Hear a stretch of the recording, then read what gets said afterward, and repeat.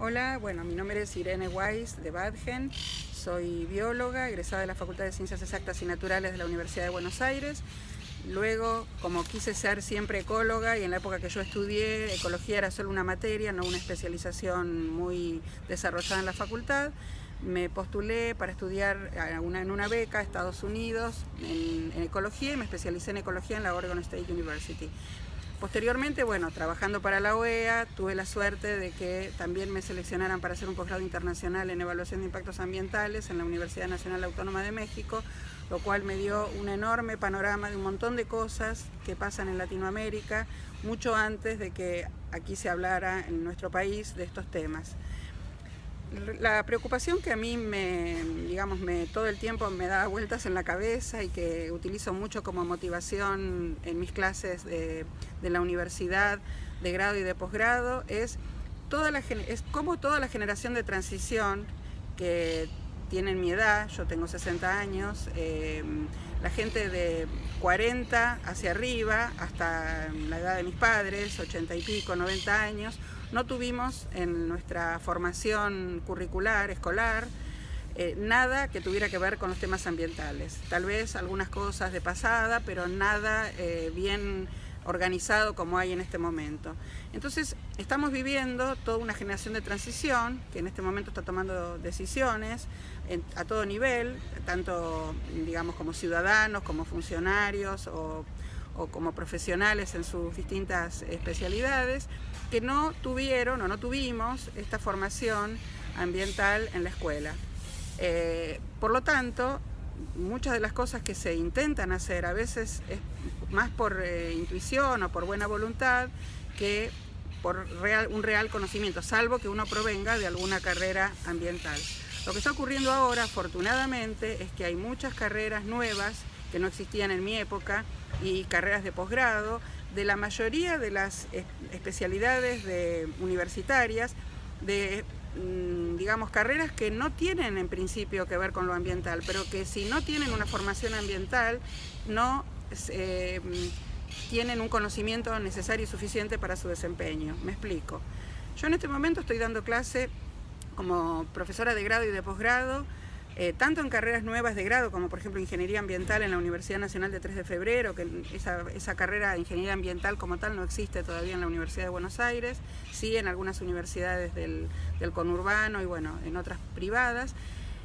Y además hay posgrados, por ejemplo, las especializaciones en recursos naturales o en derecho ambiental para abogados, que antes no existían, en economía ecológica para economistas, licenciados en administración o contadores, que antes no existían.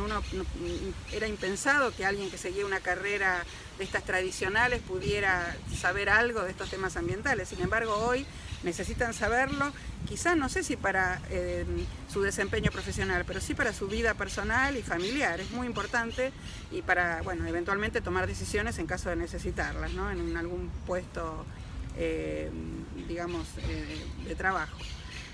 Entonces, todos estos contenidos conceptuales, procedimentales y actitudinales de temas ambientales que hoy existen en la escuela de manera transversal, tanto en ciencias naturales, como en ciencias sociales, como en tecnología, como en formación ética y ciudadana, todo se interrelaciona con la educación ambiental, que no es una materia más, es un eje que atraviesa todos los estratos del conocimiento.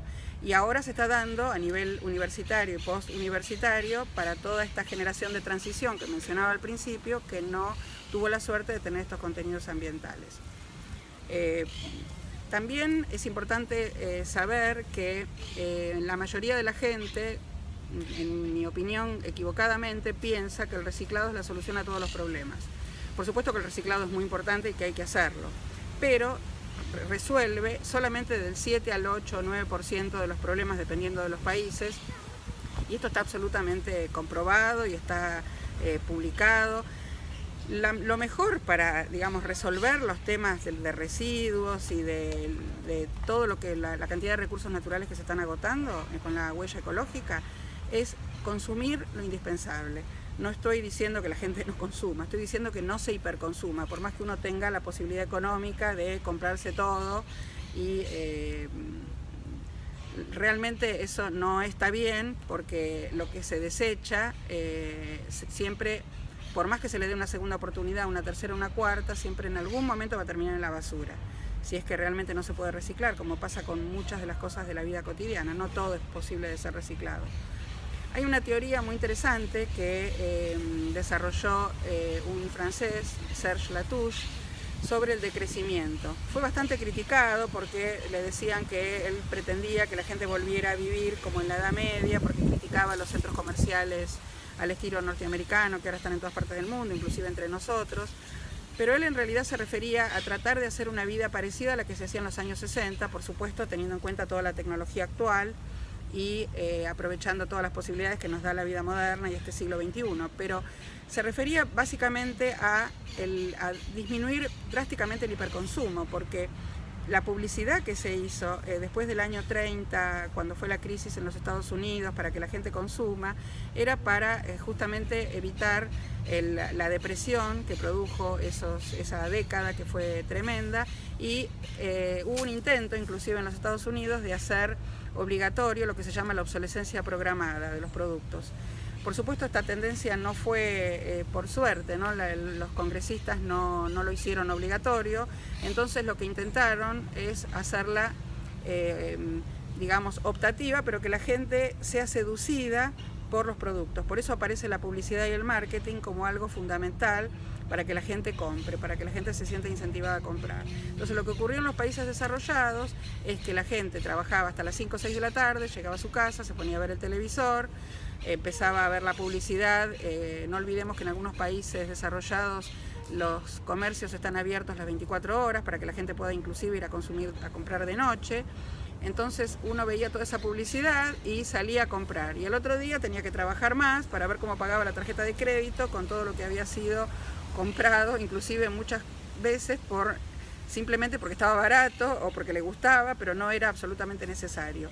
Hay otro estudio interesante que se hizo a nivel sociológico en los Estados Unidos y también en la Unión Europea, que demuestra que la gente no es más feliz por tener más cosas. La gente es feliz teniendo experiencias, viajando, estando con amigos. El nivel de felicidad no aumentó cuando se intentó con publicidad y marketing seducir a partir de la década del 50 a los clientes para que la gente compre, mostrando todos los productos fabulosos para el ama de casa entonces, porque en los años 50 todavía la mujer estaba mucho en la casa. Entonces, para que le insistiera al marido, para que le comprara las cosas nuevas, aunque en realidad lo que usaba todavía estaba en buen funcionamiento. Entonces, el tema de la obsolescencia programada, que hacen mucho énfasis en las carreras de marketing para que los productos electrodomésticos duren cada vez menos, es una cuestión que hace que se deterioren mucho los recursos, lo que se llamaban recursos naturales, que hoy se llaman bienes ambientales, y eso evidentemente hay que corregirlo. También lo que se llama la obsolescencia percibida, que tiene que ver con cuestiones parecidas a lo que es la moda. Mucha gente podrá decir, sí, la moda mueve una gran cantidad de dinero y mucha gente tiene trabajo gracias a eso. Es cierto, pero las telas que se utilizan hoy, la mayoría son sintéticas, son derivados del petróleo, cuando son relleno sanitario no se puede, eso no sé, ustedes saben que no se puede degradar.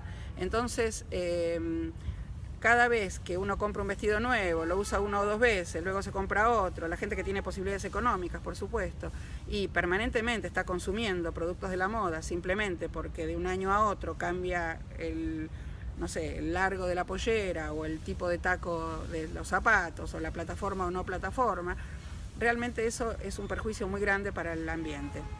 Y digo ambiente y no medio ambiente porque medio ambiente está mal dicho, es una tautología, es una repetición. Es un error por partida doble, porque decir medio ambiente es como decir la mitad del ambiente o a su vez en realidad repetir 2 veces lo mismo, porque medio y ambiente es lo mismo. Todo eso vino de un error cuando fue la primera conferencia mundial ambiental en Estocolmo. Una secretaria, y esto es absolutamente real, está documentado, una secretaria de esta reunión del 72 de Estocolmo, por supuesto no tenía computadora, tenía una máquina de escribir y usó una cantidad de copias de carbónico para hacer un glosario en español para los medios de habla hispana que habían ido a cubrir la reunión. y buscó, ella hablaba simplemente sueco e inglés, entonces quiso hacer unas traducciones al español, buscó environment, que es la palabra en inglés de ambiente, y aparecía en el diccionario de traducción medio, coma, ambiente. No se sabe si se olvidó la coma o si realmente en las sucesivas copias con carbónico la coma desapareció. La cuestión es que todo el mundo empezó a hablar de medio ambiente, sobre todo en España. Tal es así que usan el adjetivo medioambiental, medio ambiente, pero está mal dicho. Hay que decir ambiente o medio, pero nunca medio ambiente, las dos cosas.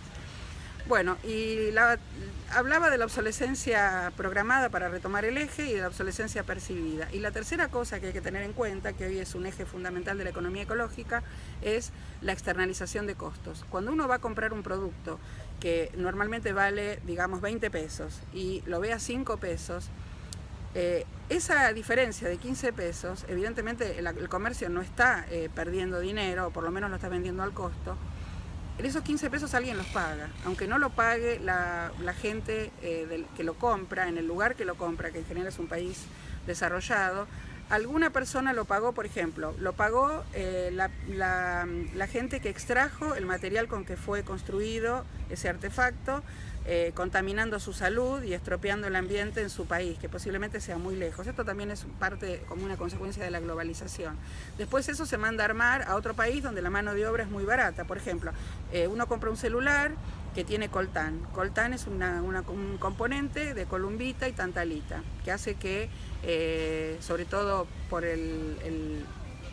la tantalita, que es un superconductor muy importante, uno puede hacer microchips muy pequeños. Por eso los celulares, las computadoras son cada vez más finitas. Eso se extrae mayormente en el Congo, con trabajo esclavo, con trabajo infantil, con mucha mortandad de chicos, con una cantidad de problemas de falta de derechos muy grande. Eso lo compran las grandes empresas tecnológicas y después se arma en algún país como China, por ejemplo, donde la mano de obra es muy barata. Entonces, uno puede comprar un celular que de pronto es un modelo anterior al que está saliendo en este momento por la mitad o la cuarta parte de su precio, pero en realidad lo que están pagando esa diferencia son las personas que dejaron su vida o que trabajaron con mano esclava o infantil para que nosotros podamos tener ese artefacto. Entonces, eso es lo que se llama externalización de costos o externalidades. Y eso es otra cosa que también, en mi opinión, habría que corregir si uno realmente quiere que el trabajo sea un trabajo digno y que todo el mundo tenga derecho a su compensación por el trabajo que hace. Irene, yo te estaba escuchando muy atentamente y me parece que lo de la obsolescencia programada y lo de las externalidades son temas fundamentales. Más allá de estos dos temas, vos, si tuvieras que decir problemática ambiental, ambiente en el aula y desde el aula hacia la ciudad, aparte de estos tres temas que nombraste, ¿cuáles serían una, dos o tres palabras que digas de orientación a los docentes para que puedan trabajarlo en clase y a lo mejor vincularlo con los contenidos curriculares, pero que no pueden faltar nunca? Bueno, yo una de las cosas que veo, por ejemplo, cuando uno a veces va invitado a un colegio o una biblioteca con mis libros, qué sé yo, a veces voy a dar charlas a ferias de libros escolares que se hacen en las bibliotecas, es que la mayoría de los docentes, por ejemplo, le ponen al chico que se portó bien esa semana un brazalete verde sobre el delantal blanco de la escuela pública, y ese nene, por ejemplo, se ocupa de que todos los compañeritos no tiren los papeles en el aula durante, digamos, una semana. Después pasa a otro compañero esa tarea. En realidad, por supuesto que no hay que tirar basura ni en el aula, ni en la calle, ni en ningún lado, pero no es lo único preocupante. Parece que, por ejemplo, plantar un arbolito. Tienen la mejor buena voluntad, a veces la escuela tiene espacio, plantan una especie y es una especie exótica. Y eso trae un montón de problemas. A veces es preferible no plantar a plantar una especie exótica. O sea, yo diría que fundamentalmente hay que asesorarse, le falta mucha formación. No es un problema de los maestros, recalco que no es un problema de los docentes, es un problema del sistema que no tienen la suficiente cantidad de contenidos para los docentes para que a su vez los puedan bajar a la escuela adecuadamente hacia los chicos. Por ejemplo, el hecho de plantar especies autóctonas es algo que recién ahora se está conociendo. La ciudad en este momento tiene viveros de autóctonas importantes donde uno gratuitamente puede ir a recolectar plantas. También, por ejemplo, el tema de los cultivos orgánicos. Hay digamos, cursos para cultivar en forma hidropónica, que es mucho más rendidor, tener sus propios cultivos en muy poco espacio, inclusive en un balcón, no hace falta tener un jardín, que la gente puede hacer de manera gratuita. Lo que pasa es que hay que buscar en la web, interiorizarse, y no basta con que le den una semillita de un árbol exótico y lo planten en la escuela diciendo, bueno, yo planté un árbol. Tiene que ser un árbol autóctono, tiene que ser un árbol que pueda estar en ese lugar, hay que ver las condiciones de ese lugar y si le da sol, si le da sombra, cuáles son las necesidades de esa planta. Porque si no, habitualmente uno planta eso y se olvida, pero después no sabe si la planta exótica trajo algún problema o no. En general lo que pasa con las exóticas es que no tienen sus predadores, o sea, no son parte de la cadena alimentaria como las plantas autóctonas, que tienen sus predadores, sus enfermedades que los controlan. Entonces se vuelven plaga y es muy difícil después controlarlas. Y compiten de manera, digamos, desleal, por decirlo de alguna forma, con las autóctonas, porque las exóticas siempre van a estar en mejores condiciones al no tener predadores, al no tener enfermedades, no tener sus plagas. Entonces, ¿uno qué hace? Normalmente planta un arbolito diciendo, bueno, hice algo por el ambiente, y después resulta que si no es una especie autóctona y no está en el lugar adecuado, no funciona. Entonces, este es parte de los docentes actuales, sobre todo de media y de primaria y también de inicial, son en general parte de esta generación de transición, sobre todo los que tienen un poco más de edad y están, digamos, cerca de jubilarse. No digo las chicas jóvenes que recién se reciben, que quizás tuvieron esta formación y tienen muchas inquietudes, pero todavía falta formación ambiental en la gente que tiene esta generación, que es parte de esta generación de transición. Bueno, y entonces te invito y te convoco. Luego de la clase, promediando la clase, en general, cuando escuchan tu videoconferencia, lo que sucede son inquietudes. Sí. ¿Podemos mandarte por mail? Por supuesto, también me pueden llamar por Skype. Perfecto. Podemos hacer a lo mejor... Mi mail es público, tengo una página web que está desactualizada porque mi webmaster es uno de mis hijos. Pero la podemos poner. Sí, es licenciado en computación y bueno, con siempre la mamá queda lo último, pero está muy desactualizada, pero por lo menos tienen el contacto, es ireneweiss.com.ar y mi mail es ireneweiss@gmail.com. Weiss es W-A-I-S. Y es pública y también es el mismo usuario de Skype, Irene Weiss, así que me pueden contactar cuando quieran, en el momento que tengan inquietudes, estoy a disposición. Para profundizar contenidos y bueno, te transmitimos entonces lo que surja del foro de debate después de escucharte en la videoconferencia. No hay ningún problema, con el mayor de los placeres. Muchas gracias, Irene. Al contrario, gracias a ustedes.